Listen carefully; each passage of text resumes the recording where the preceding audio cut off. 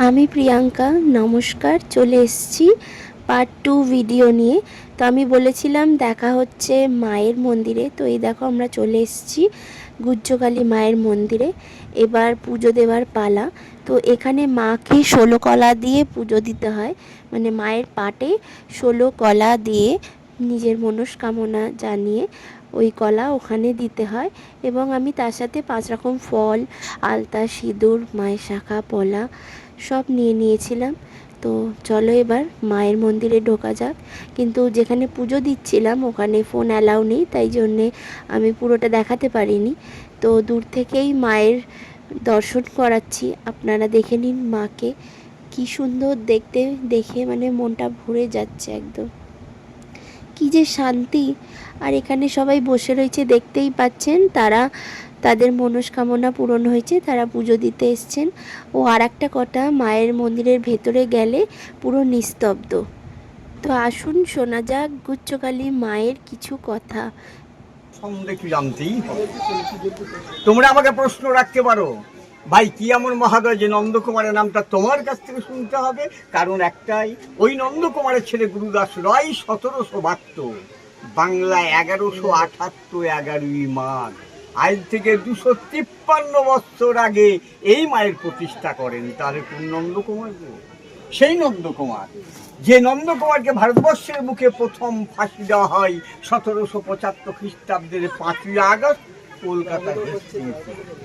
তখন তো কলকাতা এতটুকু, সুতানাদি, গোবিন্দপুর আর কলকাতা 3টে গ্রাম, মাত্র 10,000 লোক।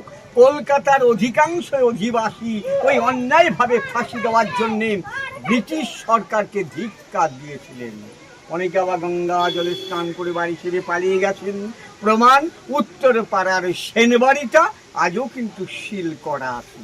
আর এই যে কালীটা তোমরা দেখতেছো গো মা, এটা তো ভুই ফুরি আপনার তো এখানে গজে উঠিনি। এটাকে নিয়ে আসা হয়েছিল। প্রসঙ্গে আবার মতানৈক্য আছে। এক পক্ষের মতে বলে এই কালীটা ছিল মগধ রাজ জরাসন্ধর কালী, যেটা অশোক বা বিম্বিসারের আমলের কালী বিহারের। বিহার তো পরিবর্তে নালন্দা বিশ্ববিদ্যালয়, অম্ভি, পুরু সকলকে পাচ্ছি। সর্বোপরি অতীতে আমাদের ভারতবর্ষ ছিল অঙ্গ বঙ্গ কলিঙ্গ, অর্থাৎ বাংলা, বিহার, উড়িষ্যা। আবার কেউ কেউ বলেন যে কাশীর রাজা চৈত সিং, যেটা বেনারস, ওই নিজের বাড়িতে রামিনস্কোপ মাটি খননের সময় এই বিশ্বের অদ্বিতীয় কালীটা পান। এটা তো একো মা দ্বিতীয়াম, এক এবং অদ্বিতীয় বিগ্রহ, যেটা বিশ্ব ব্রহ্মাণ্ডে তোমরা এই ধরনের কালী কোথাও পাবে না। তাহলে এই ধরনের কালী কেন বললাম মা? আরে কালী তো দেখেছি মহাকাল, অর্থাৎ শিবের উপর দাঁড়িয়ে থাকা কালী। এখানে দেখতে পাচ্ছি যে সাপের উপরে যোগাসনে বসে থাকা কালী। আমরা তো দেখেছি 4খানা হাত বিশিষ্ট কালী। এখানে গিয়ে দেখে এলাম 2খানা হাত বিশিষ্ট কালী। আমি যদি জিজ্ঞাসা করি বলো তো মা 4খানা হাতের মানে কি, তোমার কাছ থেকে আমি উত্তর পাবো না।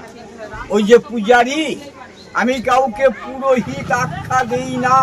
কেন? পরের হিত বা মঙ্গলের জন্য আমার জন্ম হয়নি। আমার জন্মটা হয়েছিল উজ্জয়িনীতে পাটুরি পুত্রে।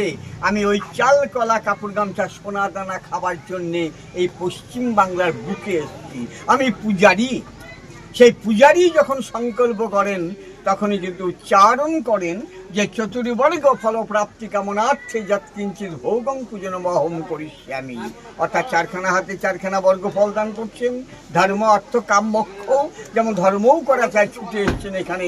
আসতে গেলে অর্থ চাই, গাড়ি ভাড়া দিয়েছেন। কাম, একটা সংসার করেছেন, বংশ মর্যাদাটাকে টিকে রাখার জন্যে, লাস্টে মুক্তি পেতে হবে, সেজন্য 4খানা হাত। ইনার কিন্তু বরা ভয় মূর্তি, বর এবং অভয় দান করছেন। কাশীর রাজা চৈত সিং অস্থায়ী একটা মন্দির তৈরি করে পুজো করতে লাগলেন। কান্ত পোদ্দার, যেটা কান্ত মোদি ব্রিটিশের পেটুয়া, যার বাড়ি বহরমপুর, ও মাননীয় লর্ড ওয়ারেন হেস্টিংসকে খবর দিয়ে দিলেন যে কাশীর রাজা চৈত সিংয়ের কাছে একটা কষ্টি পাথরের মূর্তি আছে, যার দাম কয়েক হাজার কোটি টাকা। হেস্টিংস সেটাকে লুট করে নদীপথের ইংল্যান্ডে নিয়ে চলে যাচ্ছিলেন। তখনই আমাদের বাংলা, বিহার, উড়িষ্যার দেওয়ান ছিলেন মহারাজ নন্দকুমার। উনি কলকাতার বিডন স্ট্রিটের ঘাটে ধরে নদীপথে এখানে পাঠিয়ে দিলেন। প্রশ্ন করো ভাই, কলকাতার মতো শেল্টার কমিউনিকেশন থাকতে এই অজ পাড়াগ্রামে পাঠালেন কেন? কারণ দুটো। প্রথমত কারণ, ব্রিটিশদের চোখ আড়াল করার জন্যেই এই প্রত্যন্ত গ্রাম বাংলায় ফেললেন। বিশাল জঙ্গল ছিল, বাঘ ভাল্লুক বাস করত, গোপনীয় স্থান। ব্রিটিশ আকালিপুর গ্রাম চিনত না, তারা দিল্লি, কলকাতা, বোম্বাই, মাদ্রাস ইত্যাদি বড় বড় শহরকে চিনতেন। আর একটা কারণ, ওই নন্দকুমারের জন্মটা এই পাশের গ্রাম ভদ্রপুর, তাই এটা ভদ্রপুর পাঠিয়ে দিলেন। কিন্তু মাঝি মোল্লারা এটাকে ভদ্রপুরে আটকাতে পারেনি, হয়তো মায়ের ইচ্ছে জাগিনি। ওই যে বটগাছটা, ব্রাহ্মণী নদীর তীরে একটা গ্রিল দিয়ে ঘেরা আসন, ওটা মায়ের আদি আসন। 1772 বাংলা 1178 11ই মাঘ, আজ থেকে 253 বছর আগে নদীপথে নিয়ে এসে ওই আসনে প্রথম নামিয়েছিলেন। কিন্তু আসনটা লক্ষ্য করবে রে বাবা, 3খানা স্তর আছে। তার মানে কি, এই যে পরমাত্মা সকলেরই 3খানা কাঁথা মিনস্লেপে ঘুমিয়ে আছেন। সত রজতম, সাত্বিকতা, রাজস্বিকতা, তামসিকতা। কেউ সাত্বিকভাবে পুজো করেন, কেউ পুজোকে নিয়ে তামসাগিরি করেন, কেউ বা রাজরানীর মতো সেবা করান। তার জন্য 2 শ্রেণী পুরোহিত, এক আচার্য, এক উপাধ্যায়। নাম খাম থেকে এখান অবধি এই মাকে 108 পা স্টেপ বাই স্টেপ এনেছিলেন। 108টা বলি দিয়েছিলেন। মোষ, মেষ, ছাগ, চাল কুমড়ো, ইক্ষু, পায়রা, কথিত আছে একটা নরবলি। 1772 মেলা থেকে ধরে নিয়ে একটা বাচ্চা ছেলের বলি। ওই ছেলের মা যখন জানতে পারলো যে আমার সন্তানকে বলিদান দেওয়া হয়েছে, উনি কান্নাকাটি করে পড়লেন। দেখা যাচ্ছে সেই সন্তান জীবন্ত অবস্থা নদীর ঘাট থেকে উঠে আসছে। প্রবাদ বাক্য, মানে কি নৈশনীলা করতেন, গোরাত্রে ঘুরে বেড়াতেন, চোর কাটাটা কাপড়ে লেগে থাকতো। এটা আমার বাপ কর্তা বাবার কাছ থেকে শোনা কথা, এটাও আমি প্রমাণ করাতে পারবো না। আর এই যে মন্দিরটা তোমরা দেখছো, এটা অষ্টকোণাকৃতি মন্দির। এক রাত্রিতে ইনকমপ্লিট অবস্থায় ওই মহারাজ নন্দকুমারের ছেলে গুরুদাস রয় 1772 সালে প্রতিষ্ঠা করেছিলেন। দেখো মা কালী তো বিভিন্ন রকমের হয়, সবই তো সাধকদের হিত বা মঙ্গলার্থ ব্রহ্মের যে কোনো একটা রূপ। ওই মহাকালীর উপরে মায়ের যখন দক্ষিণে পাটা থাকে, তোমরা সবাই দেখো দক্ষিণা কালী, কারণ লাবদন ঘোর মুক্ত কেশি চতুর্ভুজাম। সে কালী হাত দেখেছো 4খানা। ওই মহাকালীর উপরে বাম পাটা থাকলে দেখো বামাকালী, শ্যামবন্যা রং হলে শ্যামাকালী, ছেলে করে থাকলে গোষ্ঠকালী। এ কালী কিন্তু গুহ্য, একান্ত গোপনীয়তা, হঠযোগ গুহ্য তত্ত্ব, যেটা আমরা গোপন কালী বলি। অর্থাৎ এই যে কুলকুণ্ডলিনী সবারই আছে, শুধু আমাদের নয়, প্রতিটা মেরুদণ্ড প্রাণীরই আছে গো। কিন্তু কোথায় আছে জানি না, জানার চেষ্টাও করি না। আমরা জানি আমাদের দেহে কটা দ্বার আছে, কটা চক্র আছে, সব জানতা ফলবালা নই। আমার দেহে বহিরাঙ্গে আছে 9 দ্বার, অর্থাৎ 9টা ছিদ্র, 2টো নাকের ফুটো, 2টো চোখ, 2টো কান, একটা মুখ, একটা লিঙ্গমূল, একটা পায়ু ছিদ্র। অন্তরঙ্গে 6টা, মূলাধার, স্বাধিষ্ঠান, মণিপুর, অনাহত, বিশুদ্ধা, দ্বিদল, সহস্রা, শিষ্টাদল। দ্বিদল মানে আজ্ঞা চক্র, দেবাদিদেব, মহাদেব, তারাকালী, দুর্গা ইত্যাদি। আর ওই যে কুলকুণ্ডলিনী, মূলাধার থেকে 2 আঙুল উপরে, স্বাধিষ্ঠান, জলাধার থেকে 2 আঙুল নিচে যে জনিপদ্ম বা পদ্ম কমল আছে, ওই জায়গাটি কুলকুণ্ডলিনী। কেচর মতো 2.5টি পাত্তার জাতপুচ্ছ মুখে এই সুষমার দাঁতটাকে রুদ্ধ করে নিম্নমুখী হয়ে ঘুমাচ্ছেন। আমি জাগাতে পারছি না, যার জন্য আমি চুরি ডাকাতি বদমাশি নোংরামি করছি। মার ক্ষেত্রে জাগ্রত, কণার মুখটা কিন্তু ঊর্ধ্বমুখী। দেখা এটার মধ্যে কি দেখবে, চতুরে রিখ না গোফনা বেষ্টিতাম, অর্থাৎ চারিদিকেই সাপের ফনায় বেষ্টন করে আছেন যিনি। মাথাটায় লক্ষ্য করো, সেদিন আমি জানি না, মাথায় গিয়ে দেখো সহস্র ফনা সংযুক্তাং মানান্তাং শিরসোপরি। এই শিরের উপরই আছে 1000 সাপের ফনার মুকুট বা চূড়া। কান দুটো লক্ষ্য করো, দেখো 2টো বাচ্চা ছেলের দুল। 51টা বীজ হচ্ছে মণ্ডমালা, বনমালা মহোদরীম। বনের মালা কিন্তু মায়ের খুব প্রিয়, তাই আস্তে আস্তে ঊর্ধ্বমুখী হয়ে ওই মাথায় গিয়ে মিলিয়ে গেছেন। ধরেই কিন্তু 1000 সাপের ফনা ধরেছেন, ধরেই কিন্তু বলছেন সো অহম, যেটা জন্মের পর থেকে ঈশ্বর সাধনা করছি। সো হাং হাং সাপ লাভ ডাপ লাভ ডাপ।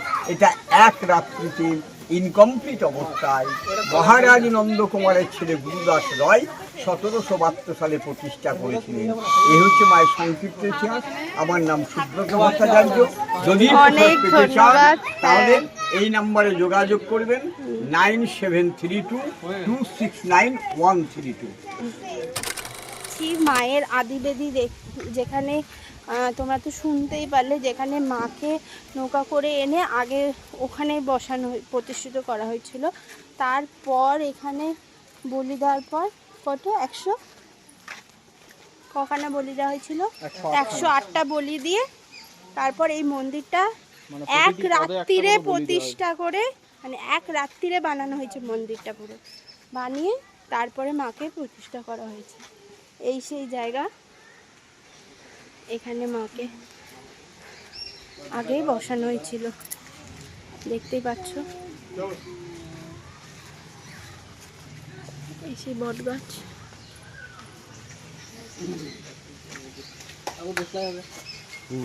দেখো বট গাছ, যে বট গাছের তলায় মাকে প্রথম এখানে বসানো হয়েছিল, কারণ এখানটা এখন ঘেরাও করে দিয়েছে। আর এই দিকটা হলো শ্মশান, এই যে দেখতে পাচ্ছ, এদিকটা শ্মশান। পাপা একদম চুপ করে বসে থাকবে, কোথাও নরম চরণ না, একদম এপ্রণিত।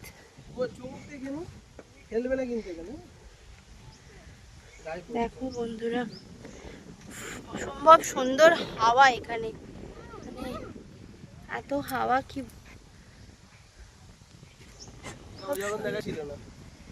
অসম্ভব সুন্দর হাওয়া। তোমরা যদি ভোগের ব্যবস্থা পেতে চাও তাহলে এই দিদির সাথে কন্ট্যাক্ট করতে, দেখা করতে পারো। এখানে বসে চাও খেতে পারো, এখানে অনেক কিছুই পাওয়া যায়, ভীষণ সুন্দর চা। তো দিদি বলে দাও। আমার দোকানের নাম জয় মা কালী স্টোর। আমার স্বামীর নাম গৌতম মণ্ডল। উনি এখানে অনেক কিছু দেখাশোনা করেন, মন্দিরে ভোগ পরিবেশন করেন, পাঁঠা ধরেন, সব কিছুই করেন। আপনাদের যদি ইচ্ছে হয় তাহলে এখানে এসে আমাকে দেখা করতে পারেন। আমার ফোন নাম্বার হচ্ছে 97 35 72 59 18। তাহলে তোমরা জেনে নিয়েছো এখানে আসলে। আর এনার মানে ব্যবহার ভীষণ ভালো, ভীষণ ভালো, সত্যি ভালো। তো এখানে আসলে একবার দেখা করে যেও, এখানে ভোগের ব্যবস্থা ওরা করে দিতে পারে। চলো এবার দেখা হচ্ছে নরহাটেশ্বরী মায়ের মন্দিরে।